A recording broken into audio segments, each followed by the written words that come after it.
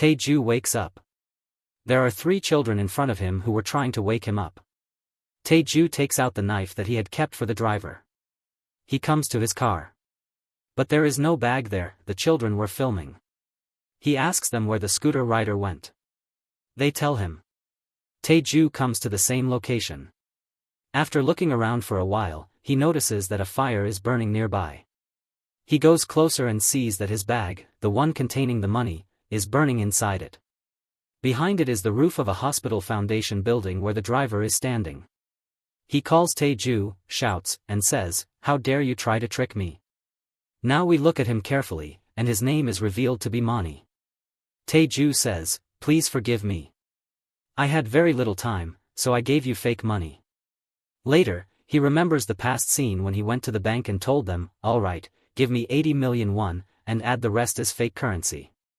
Mani says, "Now you have left me with no other option. I will cut your wife into pieces." Dong Chan is calling Tae Ju. Tae Ju says to Mani, "I can give you the money.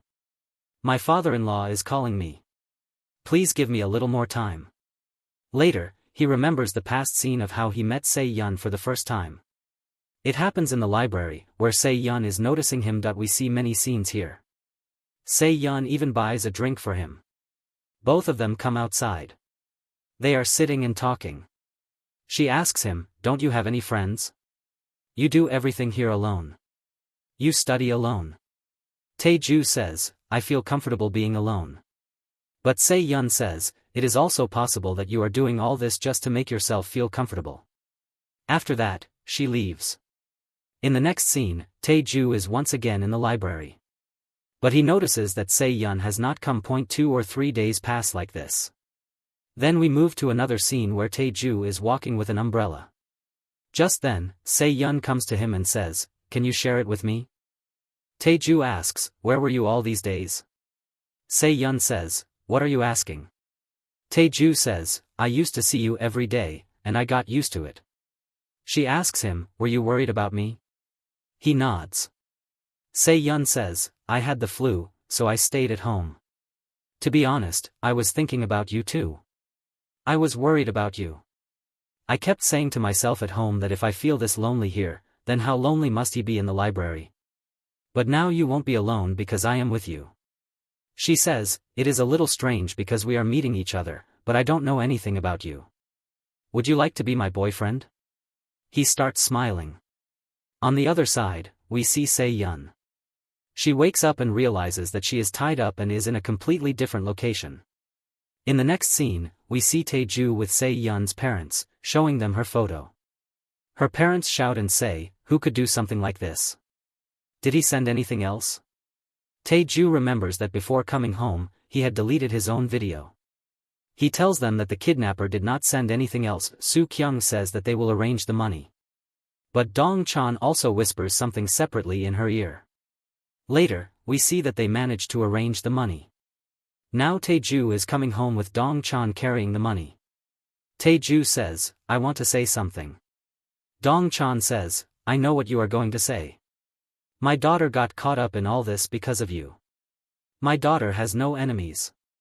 You must have dragged her into this." Tae Ju says nothing. Both of them arrive home. But Tae Ju sees that the police are already there. That means they had contacted them beforehand. A police officer named Do Sik is there, and he takes Tae Ju's statement. Tae Ju tells him everything. Tae Ju asks Se-yeon's parents, "Why did you do this? Why did you contact the police? I told you that if you do this, Se-yeon could be in even more danger." But they say, "We are not going to do everything the kidnapper tells us. She is our daughter.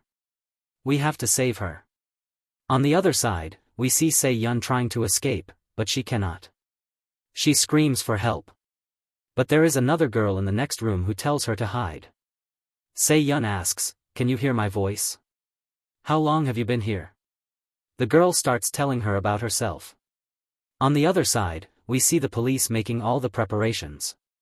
They tell Tae Ju, "Talk to him normally. He should not suspect that we are here."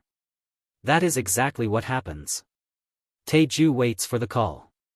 A video call comes, and Tae Ju answers it. The police officers are nearby, trying to guide him. But they notice that the caller's location keeps changing. Mani asks Tae Ju, "Where are you?" Tae Ju tells him that Dong Chan and Se Yun's parents have arranged the money at home and that he can see it. But Mani becomes suspicious. He tells Tae Ju, "Turn on the back camera." The police officers are right there, hiding below. After Mani insists several times, Tae Ju turns it on and shows him that there is no one else there.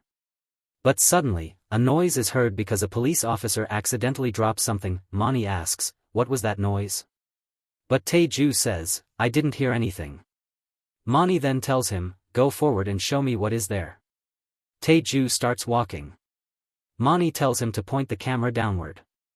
Tae Ju does exactly that. But then we see that Se Yun's parents are in the next room. Dong Chan comes out shouting and tells Tae Ju, "I will talk to him." He starts talking to Mani. But Mani does not want to talk to him and even calls him an old man. Then Soo Kyung takes the phone and says, "Please let my daughter go. Look, we have 3 billion won. All of it will be yours." After seeing the money, Mani says, "Will all of this really be mine?" She nods. Mani says, "All right. I will contact you soon."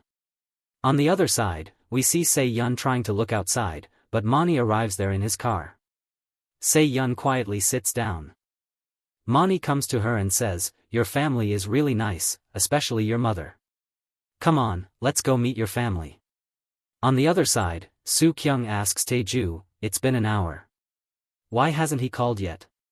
Then another video call comes. Mani says, "Look, your daughter is fine." Se Yun starts talking to her parents. But then Mani comes from behind and starts choking her. He is about to kill her. Se Yun stops responding and becomes unconscious.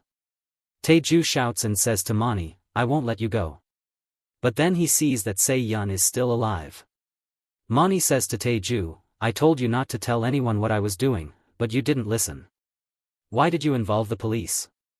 Now I know there are 4 police officers at your house." Do Sik tells his colleague, "He is watching us. He must have a partner." Mani says, "I will kill your wife." Tae Ju says, "Please forgive me. It was my wife's parents who did this. I didn't know the police would get involved. Please give me one more chance." But Mani refuses and says that Tae Ju's wife will be killed very soon. The police repeatedly play the recording and realize that Mani had also said, "I did exactly what you told me to do. Why aren't you giving me my money?" Just then, a box arrives. The police come to Tae Ju and say, "You had your own wife kidnapped. You are under arrest." Tae Ju says, "What nonsense is this?" But then the police show him a video of him. Mani also publishes an article about Tae Ju, claiming that he hired someone to kill his own wife. Tae Ju tells the police, "This isn't true. Give me a chance to explain." But they take him away. Just then, Do Sik looks outside and notices a camera there. He realizes that this is how Mani has been watching them. Later, he removes the camera. Mani is also watching everything live. In the next scene, Tae Ju is at the police station. His statement is taken. He is asked, "Who is the kidnapper? And where is your wife? I know you are working with him." But Tae Ju denies everything and says, "Let me go. My wife is in danger." But they keep treating him as the suspect. In the next scene, Tae Ju goes into the restroom. Han-soo receives a call and goes outside to answer it. The lights start flickering. Tae Ju comes to the door and tries to escape, but he cannot. He says to himself, "No one believes me. I have to save my wife." Just then, he sees a man standing behind him. His name is Soo Hyung. Tae Ju asks, "Who are you?" Soo Hyung says, "I am the person who knows that you are innocent. You did not have your wife kidnapped.